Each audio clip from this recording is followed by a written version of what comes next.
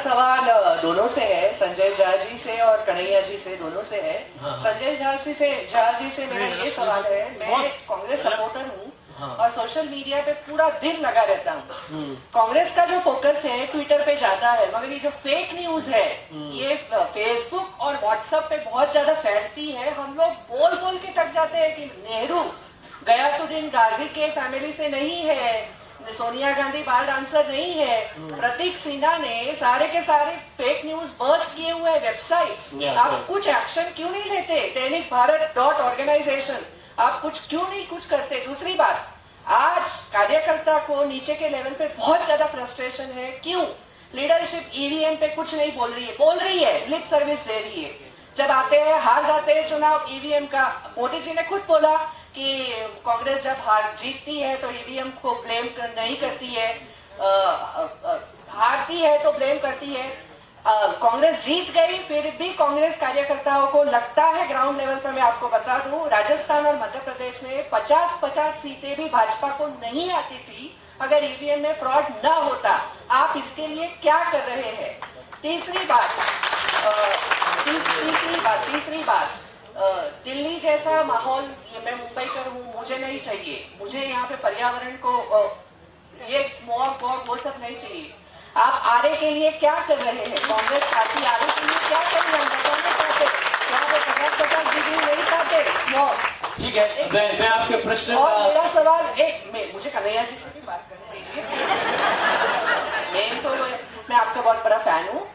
शायद अमिताभ बच्चन को जितना लोग फॉलो नहीं करते उतने आपको आजकल फॉलो करने लगे हैं। और फर्स्ट टाइम जब 2014 में 2015 में मैं कांग्रेस सपोर्टर हूँ, फिर भी कांग्रेस पूरी तरह से मिजरेबली एज ऑपोजिशन फेल हो चुकी थी, उनकी अपनी मजबूरियां थी। तब आपका उदय हुआ 2015 में, वो जो एपिसोड हुआ और मैं आपका जो भाषण सुना तो मैं कुर्सी पे रो रहा था, जोर जोर से चिल्ला रहा था। मैं एकदम से, मुझे अभी भी इमोशनल लग रहा है आपको देख के। मैं यकीन नहीं कर पा रहा हूँ कि कन्हैया मेरे सामने बैठा है। और दूसरी बात है, कुछ इश्यूज जो होते हैं एज कांग्रेस सपोर्टर या एज, मुझे लेफ्टिस्ट बोल दीजिए, कुछ भाजपा के मुद्दे सही होते हैं। हाँ, ठीक है, आपका प्रश्न क्या है कन्हैया? मेरा प्रश्न ये है, जावेद अख्तर ने बीच में बोला था कि एक कॉम्प्लेक्स सिचुएशन आ गए हैं, हमारे यहाँ पे शहर नहीं बन रहे हैं, सारा जो फोकस है मुंबई की तरफ, दिल्ली की तरफ। तो मेरा ये सवाल है, आप कांग्रेस सरकार आएगी उसके बाद, चलिए मैं आपका प्रश्न का जवाब देता हूँ। जब तक आप अपना प्रश्न को अपना फ्रेम कीजिए, तो संक्षेप में इतना ही बताऊंगा कि हमारे संस्कार और संस्कृति में ये नहीं है। हम एक राजनीतिक दल जिम्मेदारी से अपना काम करना चाहते हैं और हम भारतीय जनता पार्टी के जैसा ये जो घटिया और घिनौनी गलत जो फर्जी न्यूज का जो प्रचार करते हैं वो हम नहीं करेंगे। और ये हमारा एक सिद्धांत है, हमारा आदर्श है और इसको हम कभी नहीं तोड़ेंगे। इसके लिए हमें चुनाव हारना भी पड़े तो, लेकिन हम ये गलत काम कभी नहीं करेंगे। हम समझते हैं कि जनता का अपमान है, ये आवाम के साथ एक धोखा है। कांग्रेस पार्टी एक घोषणा पत्र में विश्वास करती है, भारतीय जनता पार्टी धोखा पत्र में विश्वास करती है। हम लोगों को धोखा नहीं देंगे, हम गलत वादे नहीं करेंगे। जहां तक ईवीएम का सवाल है, मैं समझता हूं कि बहुत ही अहम विषय है। अपने पार्टी की तरफ से मैं इतना ही कहना चाहूंगा कि ये बड़ा ही एक गंभीर मसला है। कांग्रेस पार्टी ये नहीं कहती कि हम चुनाव जीत गए तो ईवीएम ठीक है। हम ये नहीं कहते कि चुनाव हार गए तो मतलब हम रो रहे हैं बच्चों की तरह। हम कह रहे हैं कि यदि आप लोग इस कमरे में आपने एक पार्टी को वोट किया और कुछ लोगों ने दूसरे पार्टी को वोट दिया, हर वोट उसी पार्टी को जाना चाहिए जिसके लिए आपने वोट किया। ये प्रजातंत्र का एक मजाक है। यदि आप लोग इस तरफ एक पार्टी को वोट दिया है, उसमें से वो वोट किसी दूसरी पार्टी को चला जाए, तो क्या ये लोकतंत्र का ये हालत होना चाहिए? आप ही बताइए। ये तो बड़ा नाजुक है, बहुत निर्बल है हमारा लोकतंत्र। तो कांग्रेस पार्टी यही कहती है कि चाहे वो वीवीपैट्स हो, रिकंसिलिएशन के लिए बड़ा सैंपल हो, ये सब समस्याएं, इस पर हम लड़ रहे हैं। हम यहाँ तक उच्चतम न्यायालय तक पहुंच चुके हैं और इस पर कांग्रेस पार्टी अकेले ही नहीं, हम समझते हैं कि बाकी विरोधी दल सब एक साथ है, एक महागठबंधन, और बाकी लोग भी हमारे साथ इस पर इत्तेफाक रखते हैं। ईवीएम पर आपकी भी कुछ नजरिया होगी? करें। पहले तो बहुत बहुत धन्यवाद। लेकिन रिक्वेस्ट है, फैन मत बनिए, मुझे फ्रेंड की जरूरत है। फ्रेंडली बोलो, मुझे इस देश में दोस्तों की कमी महसूस हो रही है। सो बी फ्रेंड, फैन का जरूरत नहीं है। वैसे भी सब लोग एसी लगा के घूम रहे हैं। ऐसे मजाक कर रहा हूँ, मेरी आदत है मजाक करने की। दूसरा जो है ये जो आपने सवाल पूछा ना, एक्चुअली उसमें आप शायद ये कहना चाह रहे हैं इनसे, तो कांग्रेस वाला जवाब यही देंगे, हम स्पोक्स पर्सन नहीं है, यही देंगे कि फेक न्यूज आप भले ना फैलाएं, जो फैला रहे हैं ना उनके खिलाफ एक लीगल टीम होनी चाहिए, उसको बंद कराना चाहिए। I think that is your impression. तो एक लीगल टीम प्रॉपर हो। आप सब में से बहुत सारे, मुझे लगता है कुछ तो वकील होंगे, हर जलसे में कुछ वकील होते हैं। Make a legal team, report कीजिए, उस पर जो है उसका डिटेल मंगाइए, आरटीआई कीजिए और उस पर कार्रवाई कीजिए। दूसरा, ये उनका कहना है। दूसरा, ईवीएम पे जो आपने पूछा, मैं इसके साथ में सहमति रखता हूँ। एक मैं उसका डिटेल बता देता हूँ ईवीएम को लेकर के। पहली बात, ईवीएम इस दुनिया में जिन जिन देशों ने बनाया और अपने यहाँ शुरू किया उसको बंद कर चुका है। Like many countries they have stop. तो भारत के लिए तो वो आविष्कार किए नहीं होंगे, हालांकि ये भी इस दुनिया में होता रहा है। जो विमान, जो एयरक्राफ्ट दूसरे देशों के स्क्रैप होते हैं वो हमको आकर के पकड़ा जाता है। जैसे एटॉमिक एनर्जी का जो टेक्नोलॉजी था, बाकी दुनिया जब उसको स्क्रैप मान करके अपने यहाँ से रिमूव कर रही थी तो हमको ला करके पकड़ा दिया था। और याद कीजिए यूपीए वन के टाइम पे लेफ्ट वर्सेज कांग्रेस, इस पे बहुत जबरदस्त डिबेट हुआ था।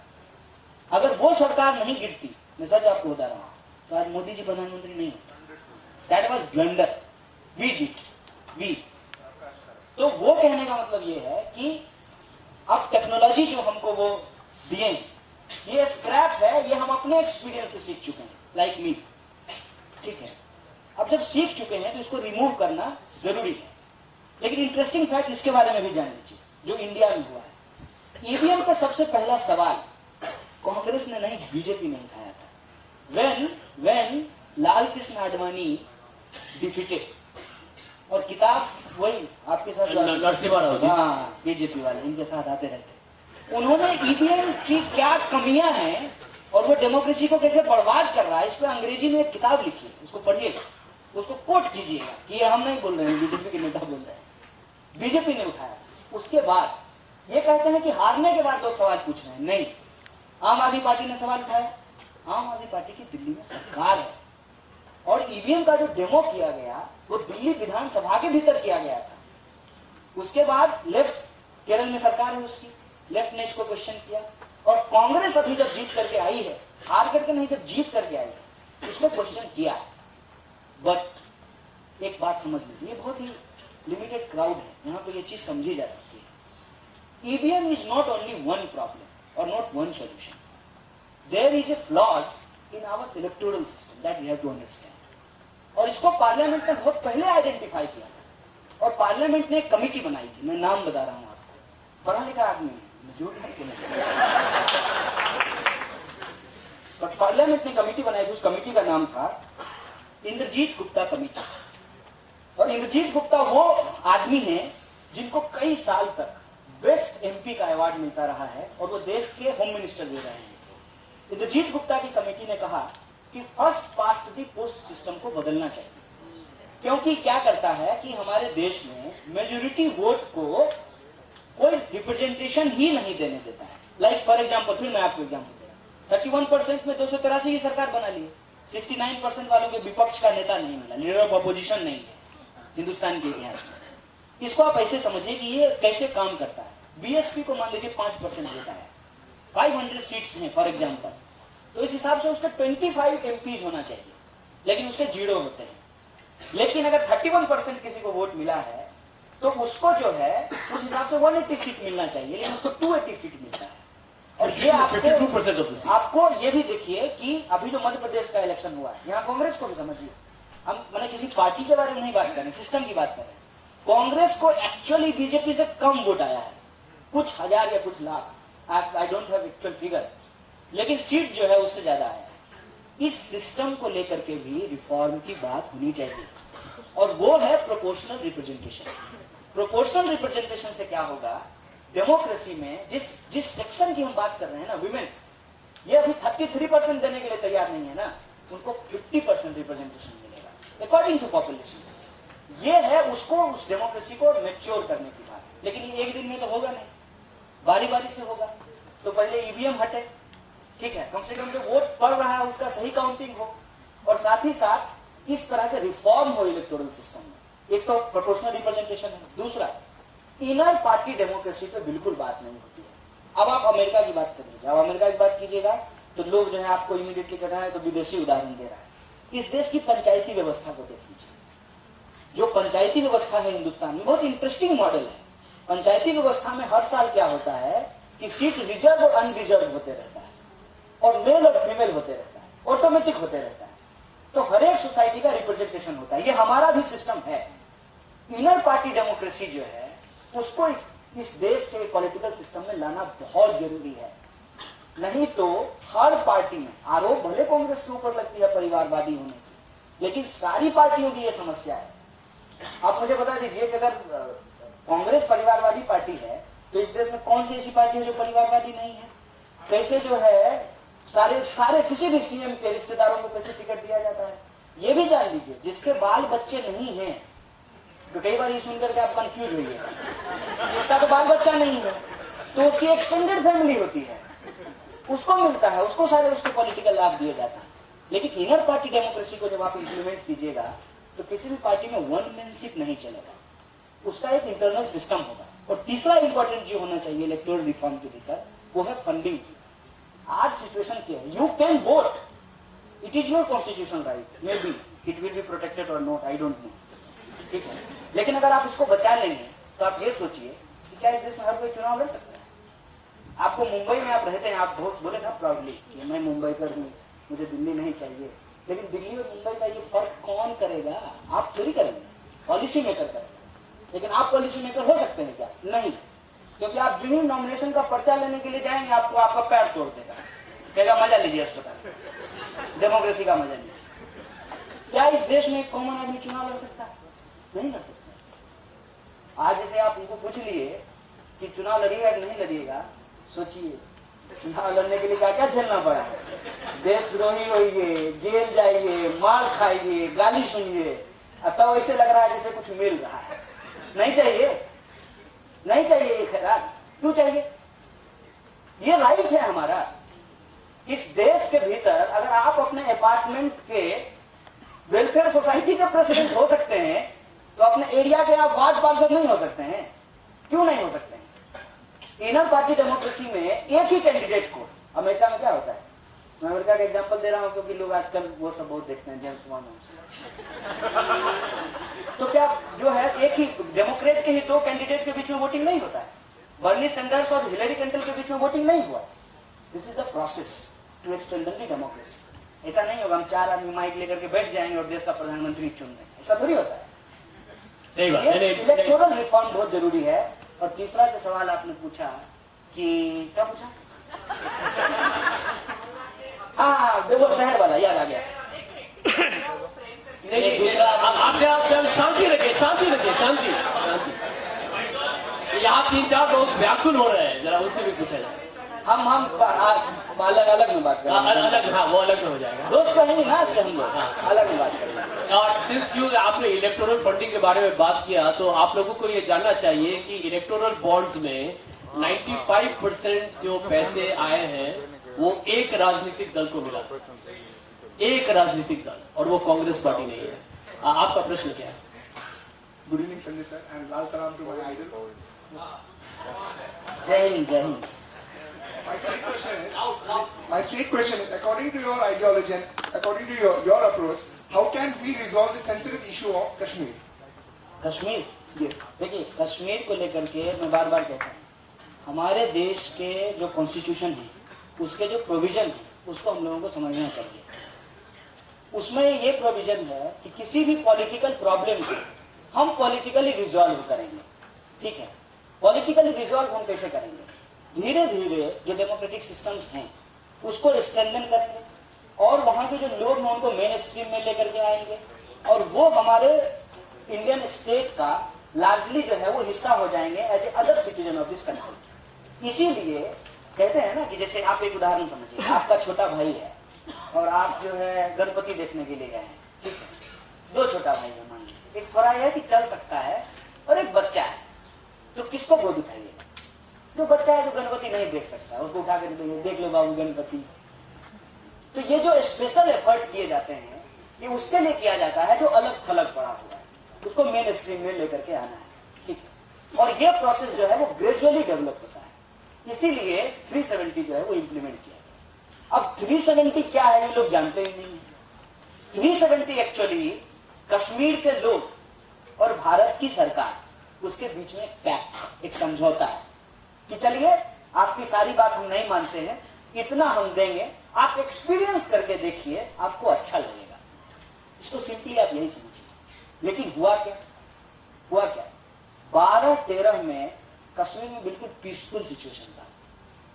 14 में सरकार बदली, अब राष्ट्रपति शासन वहां पे लगा है। किसी भी पॉलिटिकल प्रॉब्लम को पॉलिटिकली रिजॉल्व करना चाहिए, और हमारे कॉन्स्टिट्यूशन के भीतर जो फ्रेमवर्क है वो फ्रेमवर्क बहुत इंटरेस्टिंग है।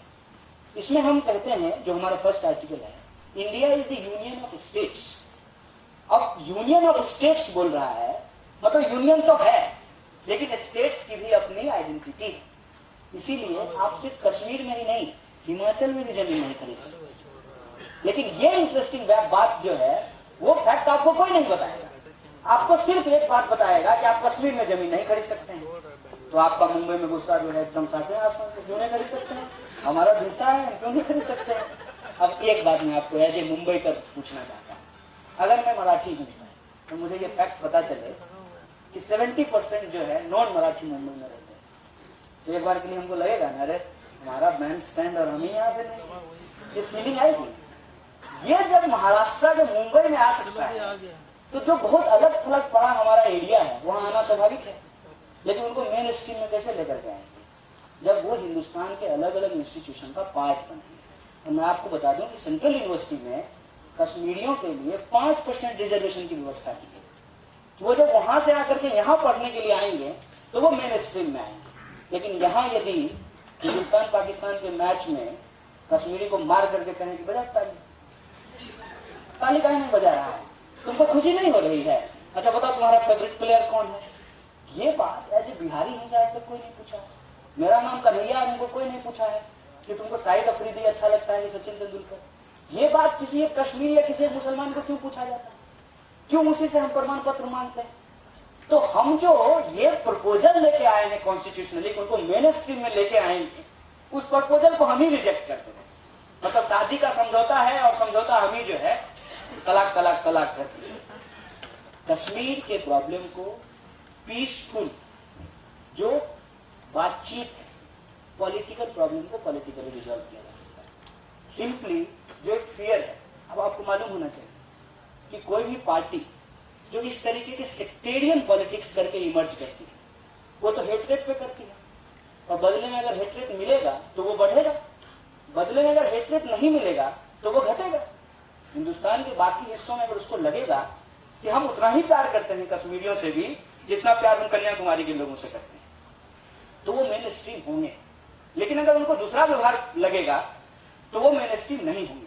और इसमें मैं आपको ये बता दूं कि आर्मी को सरकार अपनी राजनीतिक फायदे के लिए इस्तेमाल करती है। इंटरेस्टिंग बात मैं आपको बताता हूं कि जो लोग वहां काम कर रहे हैं, आर्मी के लोग, वो किस परिस्थिति में काम कर रहे हैं इसकी चर्चा बिल्कुल नहीं होती। वो जो वहां झेलते हैं उसकी चर्चा बिल्कुल नहीं होती। लेकिन सरकार के खिलाफ जो गुस्सा है उसको झेलने के लिए वो पुलिस को आगे करते हैं। तो हम लोग दिल्ली में एक नारा लगाते थे, ये अंदर की बात है, पुलिस हमारे साथ है। ये नारा खूब लगाते थे कि आपसे हमारी लड़ाई नहीं है। ये बात आप समझिए, कश्मीर के जो कॉमन लोग हैं वो अलगाववादी नहीं है। उन लोगों को अपने साथ जोड़ना यही उसका एक सोल्यूशन हो सकता है। प्रॉब्लम ये है कि ये प्रॉब्लम रिजॉल्व हो जाएगा, इसको भी समझ लीजिए कि क्यों नहीं रिजॉल्व होता है। राष्ट्रवाद की आंच पे सत्ता का खीर नहीं पक सकता है अगर कश्मीर नहीं हो। इसीलिए इसको स्लो आंच पे जो है ना इसको स्लो फ्लेम पे जलाते रहते हैं। बहुत आराम से इसको रिजॉल्व किया जा सकता है। और यहाँ मैं पिछली जो सरकार थी यूपीए की, उसको मैं अप्रिशिएट करता हूँ। हमारा दोस्ती और दुश्मनी बराबर एकदम इशू पे है, इसलिए कि वो पीसफुल सिचुएशन था। और बाहर के लोग बड़ी संख्या में जब टूरिस्ट बन करके श्रीनगर गए, उनको पता चला कि कॉमन कश्मीरी जो है बहुत वेलकमिंग होते हैं। आपको घर में बिठाएंगे, खाना खिलाएंगे, आपसे बात करेंगे और आपसे क्लियर कट जो है ना एक डिमार्केशन करेंगे कि आप भारतीय आम लोग हैं, ये जो है भारत की आर्मी है, इससे आपको दिक्कत है। इस तरीके का डिमार्केशन करेंगे। अब ये काम जो है, जो लोग ड्रेस में है वो तो नहीं कर सकते हैं, लेकिन इस देश के प्रोफेसर, इस देश के सिविल सोसाइटी ग्रुप के लोग, इस देश के जज, इस देश के आम कार्यकर्ता, महिला में काम करने वाली, दलित में काम करने वाली, ये सब लोग अगर कश्मीर जाएंगे तो वो मेन स्ट्रीम में उनको लाया जा सकता है। This is the solution, this is the peaceful solution. क्योंकि हमारा मानना है, वो साफ साफ मानना है, किसी भी क्षेत्र में यदि अशांति हो, अगर पीस डिस्टर्ब हुआ हो, तो पीस डिस्टर्ब हुआ है ना, तो पीस ही इम्प्लीमेंट करना जरूरी है ना। Thank you Kanhaiya ji, very very good. आप बताइए, आप बताइए। Yeah, go ahead. Just hold the mic a little close to your. Yeah. Hello, हाँ सर, मुझे आपसे 2 सवाल पूछने हैं। एक तो सर ने, संजय सर ने आपसे पूछ लिया कि आप 2019 के लोकसभा चुनाव आप लड़ रहे हैं या नहीं, और अगर आप लड़ रहे हैं तो कौन से ऐसे 5 मुद्दे हैं मोदी हटाओ के अलावा जो आपका एजेंडा रहेगा कि आप उन मुद्दों पे वो चुनाव लड़ना चाहेंगे। संक्षिप्त में बताइएगा सर 5 मुद्दे। देखिए, चुनाव हम लड़े ना लड़े, जो आप 5 मुद्दा पूछ रहे हैं प्रायोरिटी पे, वो मुद्दा हम आपको बता देते हैं। चुनाव लड़ेंगे तब भी लड़ेंगे उन मुद्दों पे, नहीं लड़ेंगे तब भी लड़ेंगे। इसका चुनाव से कोई संबंध नहीं है, इस कहानी का चुनाव से कोई लेना देना नहीं है। वो मुद्दे ये हैं, मैं समझता हूं कि आप किसी भी थिंकर को पढ़िए, किसी को भी, आप गांधी जी को पढ़िए, आप अम्बेडकर जी को पढ़िए, आप भगत सिंह को पढ़िए, आप नेल्सन मंडेला को पढ़िए, किसी भी थिंकर को पढ़िए, तो सबसे ज्यादा इंपॉर्टेंस अगर किसी चीज को दिए हैं तो वो है एजुकेशन। फॉर एग्जाम्पल मैं आपको जो है तीन बात बताता हूँ। भगत सिंह कहते हैं कि बम और पिस्तौल कभी इनकलाब नहीं लाते, और गोली से रेवोल्यूशन नहीं आता है, आइडियोलॉजी से आता है, विचार से आता है। विचार कहाँ से आता है? एजुकेशन से आता है। अम्बेडकर जी कहते हैं कि ऑर्गेनाइज, एजुकेट, ऑर्गेनाइज, एजुकेट, मतलब सबसे पहले एजुकेशन को रखते हैं। और जिनके ऊपर हमारी थीसिस है नेल्सन मंडेला की, नेल्सन मंडेला कहते हैं education is the most powerful tool which you can transform the society. तो एजुकेशन सबसे प्रमुख मुद्दा है। और एजुकेशन के बारे में मैं आपको बताऊं कि इस देश में एजुकेशन को कंट्रोल करके ही कास्ट सिस्टम को बचा करके रखा गया है। इंटरेस्टिंग बात आप जान लीजिए कि औरतों को भी हर चीज पढ़ने की आजादी नहीं थी। तो एजुकेशन ही वो चीज था जो इस देश में हायरार्की को क्रिएट करता है। एजुकेशन पे किसका ओनरशिप होगा, किसका कंट्रोल होगा। और फूको लिख करके गया है, नॉलेज इज द पावर। तो नॉलेज जो है वो एजुकेशन से आएगी। एजुकेशन सबसे प्राइमरी मुद्दा होना चाहिए। और जिस देश को आप सबसे डेवलप्ड कंट्री समझते हैं, वो अपने बजट का सबसे बड़ा हिस्सा जो है वो एजुकेशन पे खर्च करते हैं। जिसका भी नाम ले लीजिए, कोई भी स्कैंडिनेवियन कंट्रीज का नाम ले लीजिए। कनाडा में बहुत इंटरेस्टिंग चीज ये है कि नेबर स्कूल सिस्टम है। अब नेबर स्कूल सिस्टम का इंटरेस्टिंग बात समझिए। मान लीजिए कि आप इस लोकेलिटी में रहते हैं। जी थोड़ा वक्त कम है तो जरा जल्दी इस पर कर दीजिएगा। हाँ ठीक है। अब एजुकेशन जो है, एजुकेशन सबसे इंपॉर्टेंट चीज है। नेबर स्कूल सिस्टम अगर लागू होगा तो सबसे पैसा वाला उस एरिया का और सबसे गरीब आदमी, अगर एक स्कूल में उसके बच्चे पढ़ेंगे तो दोनों कंसर्न होगा उसको लेकर और दोनों मिलकर के कंट्रीब्यूट करेगा। कोई फिजिकल लेबर देगा, कोई उसमें जो है पैसा लगाएगा। एजुकेशन को बेटर करना सबसे बड़ा पॉइंट होना चाहिए। दूसरा, हम खूब पढ़ लिए, हम इंजीनियर बन गए, साइंटिस्ट बन गए, लेकिन हमको पकौड़ा बेचना पड़ेगा, कितना खराब लगेगा। तो अकॉर्डिंग टू एजुकेशन एम्प्लॉयमेंट आपको मिले। इंजीनियर है, इंजीनियरिंग का काम कीजिए। आर्ट्स पढ़े हैं, आर्ट्स का काम करेंगे। पेंटिंग पढ़े हैं, पेंटिंग बनाएंगे। कैमरा पढ़े हैं तो फिल्म बनाएंगे। मतलब अपने औकात के हिसाब से काम कीजिए, ज्यादा कुछ नहीं मांग रहे। तो एजुकेशन हो, एम्प्लॉयमेंट हो, इसके साथ साथ जो हमारी इकोनॉमी है उसका जो बेस है वो है एग्रीकल्चर, वो है आपको इंडस्ट्रीज, कंस्ट्रक्शन, वो है आपको ये जो कपड़े का बिजनेस है हमारा, टेक्सटाइल। ये सब चीज हमारा बहुत इंपॉर्टेंट सेक्टर है जो हमारी इकोनॉमी को एक बेस प्रदान करता है। माइनिंग भी है। तो वहां जो काम करने वाले मजदूर हैं उनके साथ बहुत एक्सप्लॉयटेशन, अलग अलग सिस्टम। अब जब उनके पास पैसा जाएगा ही नहीं, कैपिटल अगर मतलब करेंसी अगर फ्लो ही नहीं करेगी तो उनकी परचेजिंग कैपेसिटी नहीं बढ़ेगी। परचेजिंग कैपेसिटी नहीं बढ़ेगी तो मार्केट में जो है वो डाउनफॉल होना स्वाभाविक है, क्राइसिस होना स्वाभाविक है। तो थोड़ा ये सर्कुलेशन ठीक होना बहुत जरूरी है। पैसा जो है मतलब आप बताइए, अंबानी जी एक दिन 350 करोड़ कमा ले रहे हैं, बाकी लोग देख रहा है आसमान की तरफ। इसका सर्कुलेशन होना बहुत जरूरी है। डिस्ट्रीब्यूशन हमेशा नहीं छीन के दे दीजिए किसी को। आप जैसे बोले ना कि छोटा बच्चा है जिसको आप गोद लेकर के गणपति दिखाते हैं, तो स्मॉल स्केल मीडियम स्केल के जो उद्योग हैं उसको एक सपोर्ट सिस्टम दीजिए। जो किसान हैं उनको कर्जा माफ करके कोई भीख मत दीजिए, उसको एक बार माफ कर दीजिए, ठीक बात है, लेकिन एक ऐसा सिस्टम हो कि उसको उनके फसल का दाम मिले। बीच में जो लोग पैसा खा जा रहा है इस सिस्टम को ठीक किया जाए। तो किसानों को सपोर्ट करना, उनको उनके फसल का दाम देना और ये जो बेसिक इकोनॉमी है उसको प्रमोट करना। अब एक बात बताइए, आपको दिल्ली में कुछ दिन में यदि लस्सी कॉर्नर नहीं दिखाई दे आपको बुरा लगेगा ना। आपसे कोई बड़ा पाव कहे कि आपको नहीं मिलेगा, अब रोज आपको जो है मैकडी का बर्गर खाना है, तो आप पसंद करेंगे इस बात। लेकिन आप जान लीजिए कि गांव में धीरे धीरे मार्केट की मोनोपोली इस तरह से हुई है कि बिहार में एक चीज मिलता है पीने के लिए गर्मी के दिनों में, सत्तू, उसके दुकान रेडी पे पटरी पे जो उसकी दुकानें होती थी वो बंद हो गई। ठंडा मतलब कोका कोला, अरे कौन बताया ठंडा मतलब कोका कोला। ये फैल गया। ये जो मार्केट की मोनोपोली है उसमें जो आपका रूरल इकोनॉमी है वो जो डिस्ट्रॉय हो रहा है उसको सपोर्ट करना जरूरी है। तो किसानों को उनके फसल का दाम, मजदूर को मजदूरी, और सोसाइटी के भीतर जो आज हम सेल्फ की लड़ाई लड़ रहे हैं, वो बोले नहीं मैं मुंबई करूं मुझे दिल्ली जैसा चीज नहीं चाहिए, दिल्ली वाला भी नहीं बोलता है मैं डिलाइट्स हूं मुझे और कुछ नहीं चाहिए। तो ये जो हमारी सेल्फ की लड़ाई है जिसमें हम डिफरेंट आइडेंटिटी के फॉर्म में अपने सेल्फ की लड़ाई लड़ते हैं, उस सेल्फ को जो सम्मान मिलता है, जो इक्वलिटी है, सेंस ऑफ इक्वलिटी है, जो राइट मिलता है, जो जस्टिस प्रोवाइड करता है, वो हमारा कॉन्स्टिट्यूशन है। तो ये जो हमारा सेल्फ रिस्पेक्ट मूवमेंट है, उस सेल्फ रिस्पेक्ट को through the rule of constitution and society में इंप्लीमेंट करने की कोशिश करेंगे, सिविल राइट्स को इंप्लीमेंट करने की कोशिश करेंगे। ये हमारा टॉप प्रायोरिटी का एजेंडा है। Thank you very much for that. हाँ भाई कन्हैया जी नमस्कार। नमस्कार। पोस्ट 2014 बहुत संक्षिप्त में मैं पूछना चाहूंगा, सारे क्वेश्चंस को साइड कर दिया। हमारे पास सिर्फ अभी 5 मिनट और बाकी हैं, तो मैं 2-3 इसके बाद आपके पास आऊंगा और मैं उसके बाद 3-4 प्रश्न एक साथ ले लूंगा और उसके बाद कन्हैया जी उन सब का एक साथ जवाब देंगे। चलिए संक्षेप में आपका प्रश्न क्या है? पोस्ट 2014 जब सारे सिस्टम्स ने इंडिया के सरेंडर कर दिया, एक जगह मत्था टेक लिया और आपकी आवाज उस बीच में उभरी, और आज भी चाहे ना चाहे, मोदी जी चाहे ना चाहे, आज की युवा अपने आप को आपसे बहुत रिलेट करती है। उनके अंदर अगर कुछ झुंझलाहट है, कोई फ्रस्ट्रेशन है, तो आपकी आवाज वो बनना चाहती है।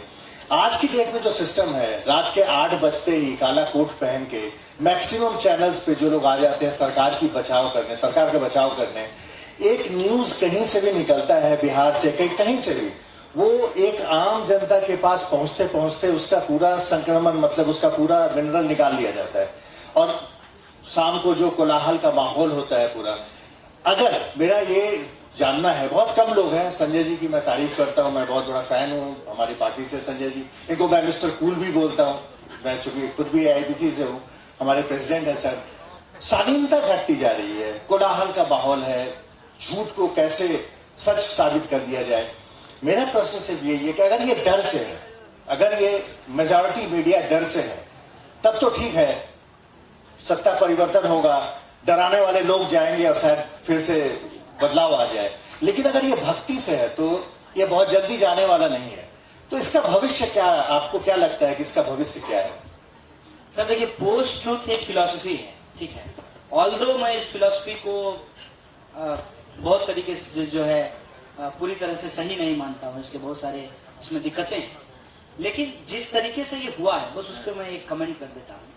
एक्चुअली हुआ क्या है कि इंटरटेनमेंट इंडस्ट्री को इस दौर में कुछ बेचने के लिए नया चाहिए था, और वो नया जो है ऑब्वियसली यंगमैन टाइप का दौर नहीं है जिसमें कुली बन रहा है और एक गरीब बस्ती से निकल रहा है, मिथुन चक्रवर्ती अपनी बहन की इज्जत की रक्षा के लिए ठाकुर से लड़ जा रहा है, ये कहानी होती थी। उस दौर के बाद इंटरटेनमेंट इंडस्ट्री एक नई चीज पे गया, अंबानी का, सिंघानिया का, हर फिल्म में देखेगा सिंघानिया, उसकी फैमिली में क्या चल रहा है, उसकी माँ क्या कहती है ना, कभी खुशी कभी गम, मतलब इस तरीके का चीज आया। अब देखिए कि कैसे इंटरटेनमेंट इंडस्ट्री एक नई चीज पे गया। कोलाहल चाहिए था, ताकि जो एक अनरेस्ट है सोसाइटी में, एक असंतोष जो पनप रहा है, उसको एक पॉजिटिव एनर्जी नहीं मिले, उसको कोई चैनलाइज ना कर ले उस एनर्जी को। इसलिए कोलाहट जरूरी थी।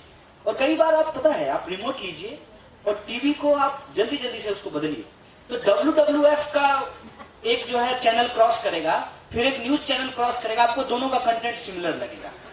तो पहले जो पार्टी थी, पहले पार्टी वर्कर पे चलती थी, पार्टी वर्कर पे, अभी टीवी एंकर पे चल रही है, पूरा टीवी एंकर पे। और ये जो परिस्थिति आई है वो आपको चारों तरफ यही दिखाई देगा। जैसे आप बिग बॉस खोल लीजिए, ठीक है, और वहां भी जो है लड़ रहे हैं, नहीं दो पर, अरे क्या है, तो नाटक किए हो यार, एक स्क्रिप्ट लिखा हुआ है, सबको पता है, फिर भी असली लड़ाई लड़ते हैं। बिग बॉस आप कभी देखिए, आप WWF देखिए, आप कोई भी न्यूज चैनल देख लीजिए, एक भी मुद्दे की बात नहीं होगी। शिक्षा का बात नहीं, किसान का बात नहीं, रोड का बात नहीं, सिविल राइट्स का बात नहीं, डेवलपमेंट का बात नहीं, लड़ाई होगा। और इनफैक्ट जिसको रियलिटी शो बोलते हैं, हंसने के लिए पैसा, रोने के लिए पैसा, पूरा स्क्रिप्ट है। तो इंसान थका हारा आया है, टीवी खोलता है, कितना दिमाग लगाए। एक लेवल पे उसको लगता था कि न्यूज चैनल देखते हैं कुछ मीनिंगफुल चीज लेने के लिए। एक लेवल पे लगने लगा कि चलो यार एंटरटेनमेंट है, आज एकदम संजय जी आज संबित पात्रा को मजा चखा तो इस टाइप का चीज।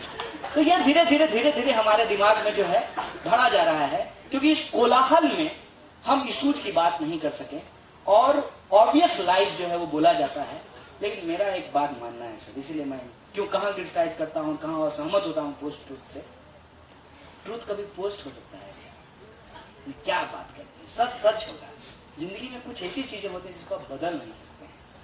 मोदी जी सच छुपा के रखे ना कि हम मतलब अविवाहित हैं, शादीशुदा नहीं है, आया ना सच सामने, सच आ गया ना सामने। सच बदलता है क्या? सच नहीं बदलता है। ये एक काल है, ये एक पीरियड है, जिस पीरियड में ऐसा माहौल खड़ा किया गया है कि एक जनरेशन जो पैदा हुआ है 90 के बाद, उसको अपनी हिस्ट्री से काट दिया जाए। लाइक नेहरू के बारे में कुछ भी लिख दीजिए, किसी के बारे में कुछ भी लिख दीजिए, वो उस सच को आइडेंटिफाई नहीं कर पा रहा है, उस तक पहुंच नहीं पा रहा है। लेकिन आई डोंट थिंक कि ये धंधा ज्यादा दिन चलने वाला है। मुझे तो इनकी भाषा बदलती हुई नजर आ रही है। नहीं, बिल्कुल सही कहा। और ये एक दौर है, this is not, this just a period, it will come to an end hopefully by May 2019। आपका प्रश्न? कन्हैया, छोटा सा सवाल, उस दिन JNU में हुआ क्या जिस दिन से कन्हैया पोस्टर बॉय बन गया और एंटी नेशनल भी बन गया? सर ऐसा है उस मामले में, एक तो मैटर सब जुडिस है, इस पर तो और उस पे जो है ज्यादा डिटेल पे तो नहीं बोल सकते हैं, लेकिन इतनी बात हम आपको बता देते हैं। किताब खरीद लीजिएगा, उसे पूरा जो आपको टीवी मीडिया में दिखाया गया, जो आपके व्हाट्सएप मैसेज पे आया था, वैसा वहां पे कुछ नहीं हुआ ये जो मैंने अपनी जानकारी से इकट्ठा की। कुछ स्टूडेंट ने वहां एक कार्यक्रम रखा था and I was not the organiser और I am not the permitting authority. मेरे परमिशन से किसी कार्यक्रम को करने का, इवेंट कोई करने का परमिशन का जरूरत नहीं है। जैसे इस कार्यक्रम को करने के लिए दिल्ली पुलिस से परमिशन लेना पड़ा। माफ कीजिएगा, कहीं प्राइड न जग जाए। सॉरी। अब हम बात ध्यान से जो है बम्बई को मुंबई ही बोलते हैं, किसी को बुरा ना लगे। मुंबई, बार बार मुंबई याद करते रहते हैं, एयरपोर्ट से ही मुंबई बोलना है, गलती से बम्बई नहीं बोल देना। लेकिन ये भी ठीक नहीं है सर, हर किसी का अपना हिस्ट्री है। मैंने अब एक गाना है, बम बम बम बम बम्बई, अब याद मुंह में चढ़ा हुआ है, आते ही वही याद आ जाता है। खैर, तो मजेदार बात यह है सर कि मैं परमिटिंग अथॉरिटी नहीं, परमिटिंग अथॉरिटी जो है वो कोई और है। मुझे बिल्कुल इसकी जानकारी नहीं थी। तो वो कार्यक्रम उन्होंने रखा, आनंद फानंद में ABVP के लोगों के लिए एप्लीकेशन दिया कि एक एंटी नेशनल कार्यक्रम होने वाला है, माने होने वाला 5 बजे है, एप्लीकेशन 12 बजे दे करके तैयार है ABVP। मतलब उसको भविष्यवाणी हुई, या वो संजय है महाभारत का, आगे देख लेता है कि क्या होने वाला है, तो भविष्य देख लेता है, उसको पता था कि होने वाला है। उसके बाद जो एडमिनिस्ट्रेशन आनंद फानंद में जो उसको कार्यक्रम करने का परमिशन दिया था, वो उसको कैंसिल किया। ठीक है, कैंसिल किया तो वहां लोग ऑलरेडी इकट्ठा हो चुके थे, तो एडमिनिस्ट्रेशन के खिलाफ जो है नारा लगाना स्टूडेंट्स ने शुरू किया। सडनली उसी भीड़ में से सम आइडेंटिफाई पीपल, वो जो है ऑब्जेक्शनेबल स्लोगन लगाए। आप सर्टेनली नहीं कह सकते हैं कि वो स्लोगन सेडिशन की कैटेगरी में है कि नहीं है, क्योंकि as per the law of sedition जब तक आर्म्स लेकर के आप जो है एक एफर्ट नहीं करते हैं सरकार को गिरा देने का, तब तक वो सेडिशन की कैटेगरी में नहीं आता है। लेकिन वो ऑब्जेक्शनेबल है, सर्टेनली है, अगर वो स्लोगन सच है तो ठीक है। उसके बाद क्या हुआ कि एबीपी पहले से तैयार, 12 बजे से तैयार थी एबीपी, अपना दोस्त जी न्यूज को भी बुला लिया था, सब वहां थे, अपना रिकॉर्डिंग चल रहा था बढ़िया एकदम, ठीक है। सडनली हमको जो है फोन आया कि यहाँ 2 ग्रुप में लड़ाई हो रहा है। Now as a president it's my role to maintain the peace in the university, so I went there. और ये पुलिस खुद अपने रिपोर्ट में लिखती है कि after the intervention of Kanhaiya Kumar there was a peaceful dispersal. This peaceful word is very interesting. If there is a peaceful dispersal, it cannot be sedition. This is the entire story. But they have written properly. वही big boss, कौन eliminate होगा, कौन अंदर आएगा, सब मालूम। आप vote कीजिए, आप बस वोट कीजिए। कौन इंडियन आइडल बनेगा ये पता है, आप वोट कीजिए। और जब आप वोट करते हैं तो आपका 3 रुपया कटता है। कौन बनेगा करोड़पति में 1 करोड़ देना है। 1 करोड़ लोगों ने अगर SMS किया है तो 3 करोड़ वैसे ही आ गया है। 1 करोड़ अमिताभ बच्चन जी को, 1 करोड़ जीतने वाले को क्या दिक्कत है, पर 1 करोड़ का फायदा नहीं। दिस इज टीआरपी, इसको हम लोग टीआरपी कहते हैं। और आपको पता है इंटरेस्टिंग बात कि उस वीडियो को जो एडिट किया टीवी पे चलाने के लिए, वो आदमी जी न्यूज से रिजाइन कर दिया कलानी के मारे। हम बोले तुम्हारी 5% प्रधानमंत्री को होती तो देश बच जाता दोस्त। वो जो है मतलब इन्वेस्टमेंट में वो आदमी रिजाइन कर दिया, जी न्यूज से रिजाइन कर दिया, ये फैक्ट है। लेकिन वो जो एंकर है अभी, वो उसको कोई मतलब नहीं कि इस देश में 12,000 किसान आत्महत्या करते हैं, वो अभी भी जेएनयू वाला वीडियो चलाते रहते हैं। So this is TRP, sir.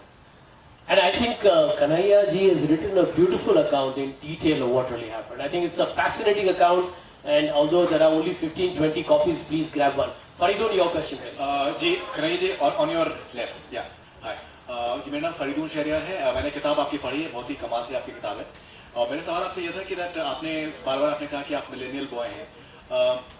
बहुत से जो यंगस्टर्स हैं जो कि 90s में जिनका पैदाइश हुई है, वो एक बहुत ही अजीब किस्म का आज के टाइम पे एक सवाल महसूस कर रहे हैं कि जो रैशनैलिटी है या फिर अगर कोई लॉजिकल थिंकिंग है तो वो अगर करने की कोई कोशिश होती है तो इमीडिएटली सामने से एक वॉट अबाउटरी होती है।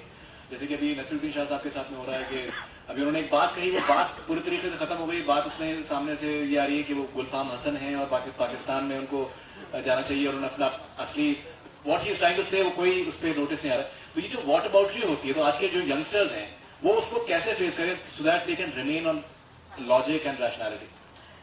सर होता यह है ना कि कई बार ये होता है कि आपका प्रोफेशन और आपका पैशन वो अलग हो जाता है, तो सोसाइटी ऑलरेडी बहुत कंफ्यूज है, तो और कंफ्यूज हो जाते हैं। For example I am supporting Naseeruddin साहब, but I am giving you an example. आपने वो वेडनेसडे मूवी देखी है क्या? किस तरीके से प्रोजेक्ट किया है चीज को, फतेह होगा नहीं, क्या फतेह होगा फिर, क्या फतेह करना है, चीजों को कैसे पहले सेल किया जाता है। तो जब सेल किया जा रहा था तब आप चुप थे, मतलब आप उसके पार्ट भी थे, ठीक है ना, आप रोल भी कर रहे थे। वो तो अब सेल हो चुका है, वो तो सोसाइटी में चला गया है, वो पेनिट्रेट कर गया है, ये उसका रिजल्ट है सर। तो इसमें थोड़ा वक्त लगेगा, जैसे खराब होने में वक्त लगा है तो ठीक होने में भी थोड़ा वक्त लगेगा। और मैं इतने कॉन्फिडेंस से इसलिए बोल रहा हूँ कि मुझे ना मैं कुछ नहीं है, एनर्जी का कोई सोर्स नहीं है, जो लाइफ के एक्सपीरियंस है ना, उस एक्सपीरियंस के बेसिस पे मैं बोल रहा हूँ। तो मेरे एक्सपीरियंस जो बहुत ही ऑर्डिनरी एक्सपीरियंस हैं, मतलब मेरे जैसे और भी लोग एक्सपीरियंस कर रहे हैं। प्रॉब्लम ये हो रहा है कि हम लोग आपस में ऑर्गेनिकली एक दूसरे से कनेक्ट नहीं कर पा रहे हैं। सोसाइटी इतना ज्यादा पोलराइज्ड हो गया है कि या तो एक पक्ष है दूसरा विपक्ष है, और मेजोरिटी जो है वो साइलेंट है बेसिकली। तो इस साइलेंट के बीच में कॉन्वर्सेशन सर बहुत जरूरी है। और इसीलिए मैं कहता हूं कि आपका कोई विरोधी भी हो ना, मोदी का सपोर्टर भी हो, उससे बात कीजिए। डेमोक्रेसी में संवाद बहुत जरूरी है, और जब तक आप कॉन्वर्सेशन नहीं करेंगे ना, और प्री ऑक्युपाइड प्रीजुडिस के साथ बात मत कीजिए। नहीं, क्या बात करते हैं? कन्हैया जी ने जो कहा है उस पर गौर किया जाए। देखिए, हमने बहुत सारे लोगों को बदला है, मैं आपको बताऊं। क्या हो रहा है, मैं क्या फेसबुक पे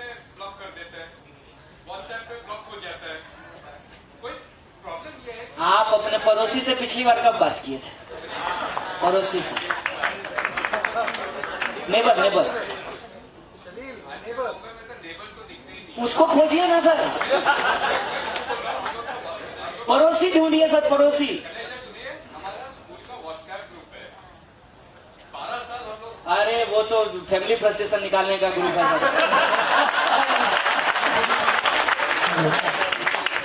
वहाँ बिचिंग करते हैं लोग एक दूसरे के साथ। देखिए कन्हैया जी ने जो कहा है, मैं समझता हूँ कि बहुत अहम चीज है। आप एक बात कहें सर, इसमें समझिए बहुत इंटरेस्टिंग बात है। आप अपने स्कूल के दोस्तों से फोन पे बात कीजिए, कोशिश कीजिए वक्त निकाल करके एक बार उनके घर चला जाए और देखा जाए कि ये आदमी इतना गुस्से में क्यों है, क्या प्रॉब्लम है इसकी ठीक है, इसकी बीवी ठीक है कि नहीं है, बच्चा का सब कुछ ठीक चल रहा है नहीं चल रहा है। मैं मजाक नहीं कर रहा, इट्स वेरी सीरियस थिंग। उसको रीच आउट कीजिए। यहाँ लोग अपने माँ बाप से नहीं बात करते हैं। मैं जब जेल गया तो मुझे एहसास आया कि मैं कितना बेवकूफ आदमी हूँ। मैं अपनी माँ से बात ही नहीं करता। जिस माँ ने हमको जन्म दिया उससे ही बात नहीं करते। चले हैं दुनिया बदलने। अब मोदी जी है नहीं कि अपनी माँ का हम जो है मार्केटिंग करने में। इसको समझिए क्या हो रहा है। आप कभी खुशी कभी गम देख करके आप इमोशनल होंगे। अच्छी खासी माँ है घर में, उसको देख के इमोशनल नहीं हो रहे हैं। कभी खुशी कभी गम देख करके इमोशनल हो गए हैं। पापा आप कैसे हैं? Only your emotions are coming on Mother's Day and Father's Day. You are not asking your mother and father. You people are staying in the same flat but there is no conversation. और आपको लगता है democracy में conversation खत्म हो गया। अरे हम खुद ही कर दिए। इसको समझिए सर। फेसबुक जो है अब तो चलिए ऑप्शन आया वहां पे। एक बात बताइए, अनलाइक का ऑप्शन था, अब तो अलग अलग इमोजी है। लव दे दीजिए थोड़ा, हाँ कर दीजिए ना, अलग अलग इमोशन। वहां पे लिमिटेड ऑप्शन है सर। वो कोई माने ह्यूमन का वो कोई रिप्लेसमेंट हो सकता है टेक्नोलॉजी क्या? कभी नहीं हो सकता। ह्यूमन होता है। अब सब कुछ को जो है हम सोशल मीडिया से ही ना आके थोड़ा समाज को भी देखें ना। समाज से सोशल बना है। और मैं आपको बताऊं, कई बार आपको महसूस होगा जब आप इस प्रैक्टिस में जाएंगे तो सोशल मीडिया आपको कितना अनसोशल बना रहा है। आप कॉन्वर्सेशन कीजिए फ्रैंकली, नो प्रॉब्लम। टेक्नोलॉजी है उसका यूज कीजिए, पॉजिटिव यूज कीजिए। एक सोसाइटी में एक दिन ये कोशिश कीजिए ना कि आज जो है हम लोग अपने लोकेलिटी में जो है एक क्लीन ड्राइव चलाएंगे। जुओं के पास चलेंगे, खाली पैकेट जो चिप्स का होगा उसको उठा करके डस्टबिन में डालेंगे। Let's do something like that ना। कम्युनिटी एज ए कम्युनिटी, हमारा जो अटैचमेंट था वो ब्रेक हो रहा है। और वो जब ब्रेक होगा, फ्रस्ट्रेशन कहीं और का, दिखाना कहीं और का। मेरा एक दोस्त थानेदार है, ठीक है, उसको प्रॉब्लम होता है घर में, और कोई कैदी जो उसको मिल जाए उसकी बहुत पीटता है उसको। क्यों इतना पीट रहे हो भाई? बोला कि क्या करें, घर में तो पीट नहीं सकते, सिविलाइज्ड है, मॉडर्न हो गए हैं, प्रॉब्लम खत्म नहीं हो रहा है। 21st सेंचुरी में रहते हुए हमारे प्रॉब्लम क्या है आप समझिए। पता है आपको, वो सतयुग के टाइम का है। वो तो चलिए अग्नि परीक्षा अभी नहीं हो सकता है, अग्नि परीक्षा करा लें हम। इतने पे हमारे रिलेशनशिप में जो है क्राइसिस क्रिएट हो जाता है। ऐसा क्या है तुम्हारे फोन में, तुम हमको पासवर्ड नहीं दे सकते? ये फेस नहीं कर रहे हैं आप लोग अपने जीवन में। इसको समझिए। पॉलिटिक्स को जब आप देख रहे हैं तो आप सोसाइटी को देखिए, फैमिली को देखिए, अपने दोस्तों को देखिए, सड़क पे चलते हुए आप देखिए। लाल बत्ती पता है कि 4 सेकंड में जो है ये ग्रीन होने वाला है।